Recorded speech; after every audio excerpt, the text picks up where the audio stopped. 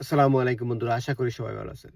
বন্ধুরা, বর্তমান world order যেভাবে চলছিল বা এতদিন ধরে চলে আসছিল আমেরিকার নেতৃত্বে বা পশ্চিমাদের নেতৃত্বে, ন্যাটোর নেতৃত্বে কিংবা ইউনাইটেড নেশনের নেতৃত্বে তারাই নেতৃত্ব দিচ্ছিল এই ওয়ার্ল্ড অর্ডারে, ডেমোক্রেটিক যে ওয়ার্ল্ড অর্ডারটা আছে। কিন্তু এটা এই মুহূর্তে আমার মনে হয় একটি পরিবর্তন বা পরিবর্ধনের বা একটি কি পরিষ্কারভাবে ট্রান্সপারেন্ট একটি ট্রানজিশন পিরিয়ডের মধ্যে দিয়ে যাচ্ছে। মনে হচ্ছে এটা চেঞ্জ হয়ে যাবে। হয়ে যাবে বলতে নিশ্চয়ই কালকে না, ১০ বছর, ২০ বছর, আগামী ৫০ বছর বা ২০ বছরের মধ্যে হয়তোবা এটা চেঞ্জ হয়ে যাচ্ছে। এবং এই চেঞ্জটা আজকের ওয়ার্ল্ড অর্ডারে যেটা হচ্ছে, আজকের ওয়ার্ল্ডে জিওপলিটিক্সে বা ইন্টারন্যাশনাল পলিটিক্সে যে সিদ্ধান্তগুলি হচ্ছে সেটা কিন্তু আগামী ১০০ বছরের নীতি নির্ধারণ করা হচ্ছে। কিভাবে চলবে? যেমন ধরেন বন্ধুরা, আমেরিকা এখনো সুপার পাওয়ার।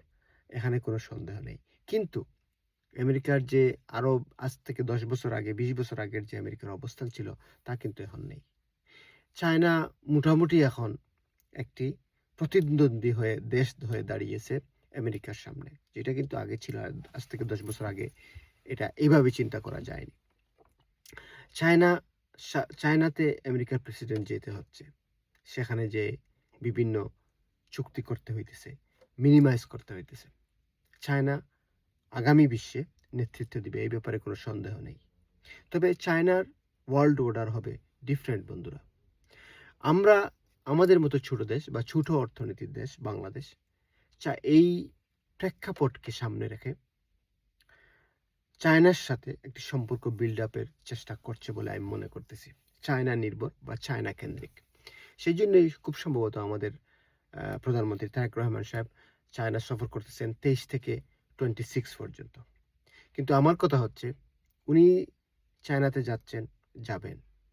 চায়নার সাথে বাংলাদেশের সম্পর্ক উন্নতি হবে বা উন্নয়ন হবে, সামনে যাবে।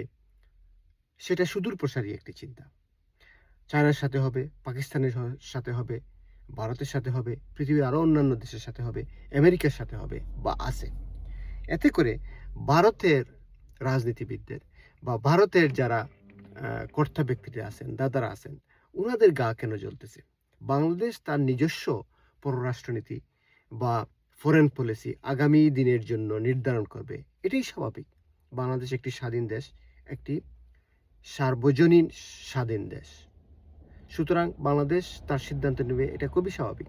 কিন্তু ভারতের দাদাদের গা জ্বলতেছে। তার কারণ হচ্ছে, আপনারা দেখেন, আমি একটা এখানে এক্সাম্পল দেই। সেটা হচ্ছে যে যেমন ইসরায়েলকে আমরা পছন্দ করি না বা ইসরায়েলের সাথে আমাদের কোনো সম্পর্ক নেই। ওয়ার্ল্ডে বোধহয় একটা দেশ যেখানে আমাদের পাসপোর্ট এলাও না বা আমরা আমাদের পাসপোর্ট নিয়ে আমাদের সরকার এলাও করে না যাওয়া। সেই ইসরায়েলের সাথে সেই ইসরায়েলের সাথে ভারতের ভালো সম্পর্ক, বন্ধুত্ব সম্পর্ক। আপনারা জানেন মোদি সাহেব কিছুদিন আগে গেছে, ভারতের প্রাইম মিনিস্টার মোদি, এবং বলছে এটা হচ্ছে উনাদের ফাদারল্যান্ড। আমার কথা হচ্ছে, এটা যদি উনাদের ফাদারল্যান্ড হয়, ইসরায়েলের সাথে যদি ওনাদের বন্ধুত্ব হয়, ইসরায়েল সামরিক বিভিন্ন অস্ত্র যদি ওনারা আনতে পারে, সামরিক সহযোগিতা নিতে পারে, গোয়েন্দা সহযোগিতা নিতে পারে ভারত, তাহলে বাংলাদেশ যদি পাকিস্তানের সাথে সম্পর্ক করে, বন্ধুত্ব করে, সেটা অন্যায় হয় কি করে? বাংলাদেশ পাকিস্তানের সাথে সম্পর্ক বিল্ড আপ করলে আগামী ভবিষ্যতের জন্য সেটা উনাদের অসুবিধা হয় কেন? এটা তো আমাদের বিষয়। আমরা কি ভারতের অভ্যন্তরীণ কোনো বিষয়ে নাক গলাই? আপনাদের এটা ভারতীয়দের এটা এই জিনিসটা বুঝতে হবে যে আপনারা যদি ইসরায়েলের সাথে কথা বলেন, যে ইসরায়েলের সাথে আমাদের কোনো সম্পর্ক নেই, সেই ইসরায়েলের সাথে আপনারা বিভিন্ন রকমের সম্পর্ক এবং চুক্তি এগিয়ে নিয়ে যাচ্ছেন। সেখানে আপনাদের সম্পর্ক নাই পাকিস্তানের সাথে। তাতে করে আমরা যদি তাদের সাথে, পাকিস্তানের সাথে সম্পর্ক করি, আপনাদের গাল জ্বলবে কেন?